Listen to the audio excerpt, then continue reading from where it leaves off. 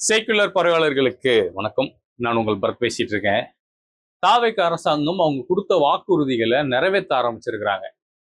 ஆனா முழுமையா நிறைவேற்ற ஆரம்பிச்சிருக்காங்களா அப்படின்னு கேட்டோம்னா இல்ல. அங்கதான் அவங்க ட்விஸ்ட் அடிச்சிருக்கிறாங்க. அது மட்டும் இல்லாம இன்னைக்கு சட்டமன்றத்துல சில முக்கியமான நிகழ்வுகள் நடந்தது. அது மட்டும் இல்லாம இதுக்கு முன்னாடி நான் வீடியோ போடாத அந்த இடைப்பட்ட 2-3 நாட்கள்லயும் சில சம்பவங்கள் நடந்தது. அதையும் ஆட் பண்ணி நான் இந்த வீடியோல பேசிடுறேன். முதல் விஷயம், கீர்த்தனா அவர்கள் ஒரு மாடர்ன் ட்ரெஸ் போட்டுக்கிட்டு ஒரு விலை உயர்ந்த கார்ல இருந்து இறங்கி வர மாதிரி ஒரு வீடியோ ஒன்று சமூக வலைதளத்துல அதிதீவிரமா பரவணுச்சு. ஏன் இது பரவுது? ஓகே, அது கீர்த்தனா கிடையாது. ஃபர்ஸ்ட் ஆஃப் ஆல் அது கீர்த்தனா இல்லை. ஏன்னா அந்த வீடியோ பார்க்கும்போது எனக்கே அப்புறமா தெரிஞ்சது அது கீர்த்தனா கிடையாதுன்னு. ஒருவேளை அது அமைச்சர் கீர்த்தனாவாவே இருந்தாலும் என்ன பிரச்சனை நான் கேட்கிறேன். இங்க எல்லாருக்கும் ஒரு தனிப்பட்ட வாழ்க்கைன்னு ஒண்ணு இருக்குங்க. இப்ப உங்க முன்னாடி நான் உட்காந்து பேசிட்டு இருக்கேன். என்னுடைய தனிப்பட்ட வாழ்க்கைன்னு ஒண்ணு இருக்கு. அந்த வாழ்க்கையை நீங்க வாழ்ந்திருக்க மாட்டீங்க. வாழ்ந்தீங்கன்னா வாழ்க்கையை வெறுத்துருவீங்க. அது மாதிரி ஒவ்வொருத்தவங்களும் ஒரு விதமான ஒரு தனிப்பட்ட வாழ்க்கை இருக்கும். அவங்க மாடர்ன் ட்ரெஸ் போட்டா என்ன பிரச்சனை?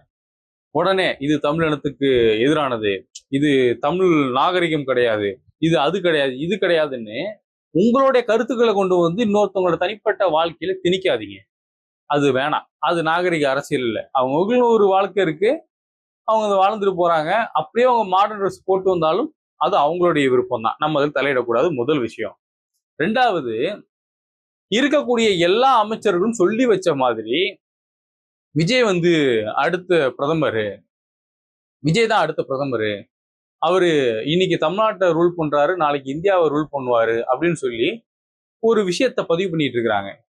இவங்க பதிவு பண்றதுக்கு கொஞ்ச நாளைக்கு முன்னாடில இருந்து நம்ம சொல்லிட்டு இருக்கிறோம், இங்க தாவேக அரசாங்கம் இந்த வடநாடுகள்ல பெய்டு இன்ஃபுளுசர்ஸை பிடிச்சிக்கிட்டு பொய் தகவலை, ஃபேக் நியூஸை பரப்பிட்டு இருக்கிறாங்க. ஐயோக்கியத்தனத்தை பண்ண ஆரம்பிச்சிருக்கிறாங்க. தமிழ்நாட்டுக்குள்ள எப்படி ஒரு நரேட்டிவ் செட் பண்ணாங்களோ இதே நரேட்டிவை இந்தியா முழுவதும் நம்ம செட் பண்ணோம்னா நம்ம பிரதமர் ஆயிரலான்ற ஒரு மைண்ட் செட்ல இருக்கிறாங்க. இது இப்ப எந்த அளவுக்கு ஒரு பிரச்சனையை கூட்டணிக்குள்ள ஏற்படுத்திருக்குன்னா, காங்கிரஸ் கட்சியினுடைய தலைவர் அவரு இங்க இருக்கக்கூடிய அமைச்சர்கள் எல்லாருமே ரசிக மனப்பான்மையில தான் இருக்கிறாங்க. எல்லாருமே ரசிகர்கள் தான், அவங்கள யாரும் மாற்ற முடியாது, எப்போதும் பிரதமர் எங்களுக்கு நம்ம பப்பு தான், ராகுல் காந்தி தான் அப்படின்னு அவங்க பதிவு பண்றாங்க. இப்ப உடனே இந்த சைடு திரும்பி பார்த்தோம்னா கம்யூனிஸ்ட் கட்சிகள் தொடர்ச்சியா விஜய் அவர்களை எதிர்க்க ஆரம்பிச்சிருக்காங்க. குறிப்பா விஜய் அவர்களுடைய இந்த அரசாங்கம் படிக்கக்கூடிய மாணவர்கள் மீது ஒரு ஒடுக்குமுறையை ஏவணும்னு சொல்லி யார் யாரெல்லாம் இடதுசாரி சிந்தனையாளர்களா இருக்கிறாங்க, யார் யாரெல்லாம் இந்த அரசாங்கத்தை எதிர்த்து போராடக்கூடிய மனப்பான்மையில இருக்கிறாங்க, யார் யாரெல்லாம் உரிமை உரிமை உரிமைன்னு சொல்லி சிவப்பு கொடிய கையில ஏந்திக்கிட்டு போராட்டம் பண்றாங்க, அவங்களெல்லாம் கணக்கில் எடுங்கன்னு சொல்லி ஒரு சுற்றறிக்கையை ஒன்று கொடுக்குறாங்க. இது மிகப்பெரிய ஒரு பேசுபொருள் பொருளா மாறுது. ஒரு எதிர்ப்பு எல்லா இடத்துல இருந்து கிளம்புது. உடனே அந்த சுற்றறிக்கையை வாபஸ் வாங்குறாங்க இந்த டிஎன் கவர்மெண்ட், அதாவது தாவேகாவுடைய அரசாங்கம். இதை வாபஸ் வாங்கின கொஞ்ச நாளையில சிஜேபியினுடைய தலைவர் அவர் ஒரு இன்டர்வியூ ஒன்று கொடுக்குறாரு. எப்பன்னா நேற்று முந்தானத்தை ஒரு இன்டர்வியூ ஒன்று கொடுத்துருக்காரு. அந்த இன்டர்வியூல என்ன சொல்லியிருக்காருன்னா, ஒரு பிரஸ் மீட்ல என்ன சொல்றாருன்னா, இன்னைக்கு விஜய் அவர்கள் செஞ்ச இந்த விஷயங்கிறது ரொம்ப தப்பான ஒரு விஷயம். இந்த தப்பா அவர் தொடர்ந்து பண்றாருன்னா தமிழ்நாட்டிலையும் மாணவர்களுடைய புரட்சி, மாணவர்களுக்கான ஒரு மாணவர்கள் எதிர்பார்க்கக்கூடிய ஒரு மாற்றம் உருவாகும், அதுக்கு நாங்க சப்போர்ட் பண்ணுவோம் அப்படின்னு ஒரு விஷயத்த பதிவு பண்ணிட்டாரு. இங்க இருக்கக்கூடிய கம்யூனிஸ்ட் கட்சிக்காரங்களும் ரொம்ப தெளிவா சொல்லிட்டாங்க, சுற்றறிக்கையை அவங்க கொடுக்குறாங்க வைக்கிறாங்க அப்படின்னா இவங்களுக்கு எங்க அறிவு போச்சு, விஜய்க்கு எங்க அறிவு அப்படின்ற மாதிரி கம்யூனிஸ்ட் கட்சி தலைவர்கள்லாம் கேள்வியும் கேட்க ஆரம்பிச்சிட்டாங்க. அழுத்தம் கொடுக்குறாங்க அப்படின்னு நினைக்கிறீங்களா? மத்திய பாஜக அரசு தமிழக அரசுக்கு அழுத்தம் கொடுக்குறாங்களா? தலைமைச் செயலர் யார் அழுத்தம் கொடுத்தாலும் இவங்களுக்கு எங்க போச்சு புத்தி? இப்ப விஜய் அவர்களுக்கு ஒரு நெருக்கடி ஏற்படுது. இப்போ உடனே நம்ம வளர்ந்து கட்ட அமைச்சர் ஆதவர்ஜுனா இருக்காருல்ல, அவரை வச்சுக்கிட்டு சட்டமன்றத்துல ஒரு கலவரத்தை தூண்டுறாங்க. என்னன்னு, திமுக இது வரைக்கும் திமுக 62ல இருந்து நானும் பார்த்துட்டு இருக்கேன். பெரிய தோல்விகள் சென்னையில இருந்ததே கிடையாது. ஆனால் தமிழக வெற்றி கழகத்திட்ட 16ல 14 தொகுதி தோத்துருக்காங்க. 14 தொகுதி. அப்ப திமுகக்கு இந்த கூட்டணி கட்சி இல்லன்னு நினைச்சுக்கோங்க, கூட்டணி கட்சி கிட்ட இருந்து 15% வரும். அந்த 15% இல்லன்னு நினைச்சுக்கோங்க, சென்னையில அந்த 2 தொகுதி கூட ஜெயிச்சிருக்க முடியாது, தமிழ்நாட்டுல 10 தொகுதி ஜெயிச்சிருக்க முடியாது. நீங்க இன்னைக்கு எதிர்க்கட்சியா உட்கார்ந்தது காரணம் காங்கிரஸ், நீங்க எதிர்க்கட்சியா உட்கார்ந்தது காரணம் கம்யூனிஸ்ட், நீங்க எதிர்க்கட்சியா உட்கார்ந்தது காரணம் ஐஎம்எல், நீங்க எதிர்க்கட்சியா உட்கார்ந்தது காரணம் விசிகே, நீங்க எதிர்க்கட்சியா உட்கார்ந்தது காரணம் கூட்டணி. இதான் ஞாபகம் வச்சுக்கோங்க. அமைச்சர் ஆதவர்ஜுன் எந்திரிச்சுன்னு சொல்லிட்டு இருக்காரு. இன்னைக்கு திமுக தோத்ததுக்கு காரணம் காங்கிரஸ் தான், இன்னைக்கு திமுக தோத்ததுக்கு காரணம் கம்யூனிஸ்டுகள் தான், இன்னைக்கு திமுக தோத்ததுக்கு காரணம் விசிகே தான் அப்படின்னு அவர் பதிவு பண்றாரு. ஆனா ஆதவுக்கு ஒரு விஷயம் மறந்துட்டாருன்னு நினைக்கிறேன். நம்ம ஞாபகப்படுத்துவோம். என்னன்னா, இன்னைக்கு காங்கிரஸ் ஜெயிச்சிருக்குன்னா அது காரணம் திமுக தான், கம்யூனிஸ்டுகள் ஜெயிச்சிருக்கிறாங்க அப்படின்னா அது காரணம் திமுக தான். விசிகான்ற ஒரு கட்சி அது இன்னைக்கு வெற்றி பெற்றிருக்கு, இன்னைக்கு அதிகாரத்துல போய் உட்கார்ந்து இருக்குன்னா அது காரணம் திமுக தான். இன்னைக்கு தாவேகா ஆட்சியில உட்கார்ந்து இருக்குன்னா அது காரணம் திமுக தான். இன்னைக்கு முதலமைச்சர் திரு ஜோசப் விஜய் அவர்கள் முதலமைச்சர் அப்படின்ற அந்த இடத்துல உட்கார்ந்துட்டு இருக்காரு அப்படின்னா அதுக்கு காரணம் திமுக மட்டும்தான். அதை மறந்துடாதீங்க. இன்னைக்கு சட்டமன்றத்துல நேரு அவர்கள் எந்திரிச்சு செருப்பால அடிக்காத குறையா அவர் நாக்க புடுங்குற மாதிரி கேள்வி கேட்கிறாரு. என்னன்னு, அவ்வளவு ரோஷம் இருந்தா எங்க கட்சி கூட்டணியில இருந்து ஜெயிச்ச கட்சிகளை நீங்க அப்புறப்படுத்திட்டு நீங்க சுயமா நின்று ஜெயிச்சிருக்கணும்ல அப்படின்னு கேள்வி கேட்கிறாரு. கரெக்டு தானே? கரெக்டு தானே? ஏன்னா இன்னைக்கு காங்கிரஸுக்கு போடப்பட்ட ஓட்டுகள் எல்லாமே காங்கிரஸ் கட்சிக்காரர்களோட ஓட்டு கிடையாது, திமுகவுடைய ஓட்டு. விசிகா ஜெயிச்சிருக்குன்னா அது விசிகாவுடைய ஓட்டு கிடையாது, அது திமுகவுடைய ஓட்டு. கம்யூனிஸ்ட் கட்சிகள் ஜெயிச்சிருக்காங்கன்னா அதுக்கு காரணம் கம்யூனிஸ்ட் கட்சிகளோட ஓட்டு கிடையாது, திமுகவுடைய ஓட்டு. திமுக அப்படின்ற அந்த கட்சியோடைய தொண்டர்கள் உழைச்சிருக்கிறாங்க, அந்த கட்சியை நம்பி மக்கள் வாக்களிச்சிருக்கிறாங்க. அதனாலதான் அந்த 3 கட்சிகளும் ஜெயிச்சிருக்காங்களே தவிர அந்த ஜெயிச்ச கட்சிகளை தான் நீங்க உங்க கூட்டணியில உட்கார வச்சுக்கிட்டு நீங்க அதிகாரத்தையும் உங்களுடைய பதவியும் காப்பாத்தி வச்சிருக்கீங்களே தவிர வேற ஒரு மண்ணும் கிடையாது. சரியா? ஆதவர்ஜனாக்கெல்லாம் அது எப்ப புரிய போகுதுன்னு தெரியல. இன்னொரு சைடு மரிய வில்சன் எதிர்த்து உட்காந்து சொல்லிட்டு இருக்காரு, இந்த மாதிரி போன ஆட்சியில லஞ்சம் வாங்கினாங்க, என்கிட்டே வாங்கியிருக்காங்க, நானே கொடுத்தன்றாரு. இது எப்பேற்பட்ட ஸ்டேட்மெண்ட் தெரியுமா? இந்த ஸ்டேட்மெண்ட் அவர் எங்க வச்சு சொல்றாரு தெரியுமா? சட்டமன்றத்துல சொல்றாரு. சட்டமன்றத்துல பதிவு செய்யக்கூடிய ஒவ்வொரு வார்த்தையும் அது அதிகாரப்பூர்வமா பதிவு செய்யப்படக்கூடிய வார்த்தைகள். அவைத்தலைவர், அதாவது சபாநாயகர் அவை குறிப்பிலிருந்து நாங்க இந்த வார்த்தையை நீக்கிறோம் அப்படின்னு சொல்லிட்டாருன்னா பத்திரிகையில கூட அது பதிவு செய்ய மாட்டாங்க, செய்யக்கூடாது. ஆனா இன்னைக்கு மரிய வில்சன் எந்திரிச்சு உட்காந்து சொல்றாரு, நான் லஞ்சம் கொடுத்தேன்றாரு. லஞ்சம் வாங்குறது தப்புன்னா லஞ்சம் கொடுக்கறதும் தப்பு தான். இன்னைக்கு லஞ்சம் கொடுத்திருக்காருன்னா லஞ்ச ஒழிப்புத்துறை அவர் மீது முறையான நடவடிக்கை எடுக்கணும். அவர் லஞ்சம் கொடுத்திருக்காருன்னா அந்த லஞ்சம் கொடுத்த ஃபண்டு அது ஒயிட்டா பிளாக்கா, இங்கேருந்து யார் கொடுத்தது, அவருக்கு எப்படி அந்த பணம் வந்தது அப்படிங்கிறத செக் பண்றதுக்கு இடி உள்ள வரணும். ஏன்னா சட்டமன்றத்துல உட்காந்து சொல்றாரு, நான் லஞ்சம் கொடுத்தேன், நான் தான் ஆதாரம்ன்றாரு. அப்ப அவர் தான் ஆதாரம்.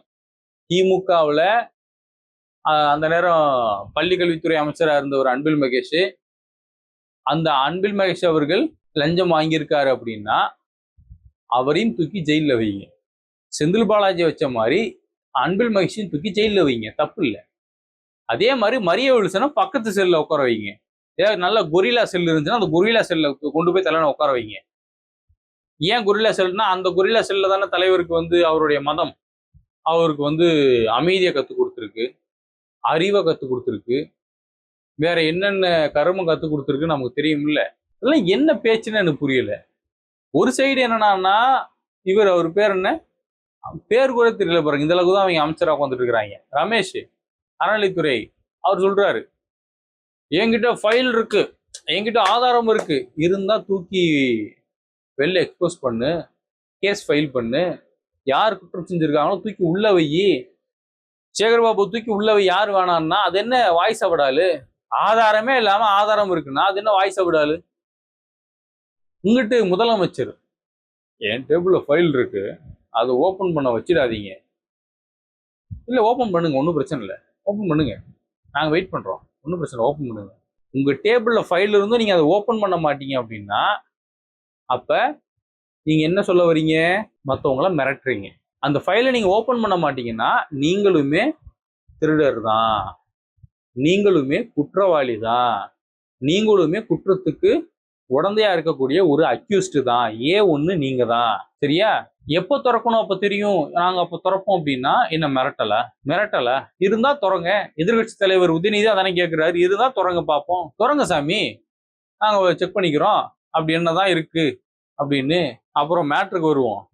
முக்கியமான மேட்ரு என்னன்னா, இவங்க கொடுத்த வாக்குறுதியெல்லாம் நாங்க நிறைவேற்றிட்டோம்னு சொல்லி இன்னைக்கு சில அறிக்கையெல்லாம் கொடுத்து வச்சிருக்கிறாங்க. ஆண்டுக்கு 6 சிலிண்டர் கொடுப்போம்னாங்க, 3 சிலிண்டர் கொடுத்துருக்காங்க. சரி, ஓகே, நிதி பற்றாக்குறை இருக்கும், ஓகே. பரந்தூர் விமான நிலையத்தை வந்து நாங்க கைவிடுறோம். நாங்க புதிய இடத்தை தேர்ந்தெடுத்து அதன் மூலியமா நாங்க வந்து விமான நிலையத்தை கட்ட போறோம் அப்படின்னு ஒரு அறிவிப்பு கொடுத்துருக்காரு.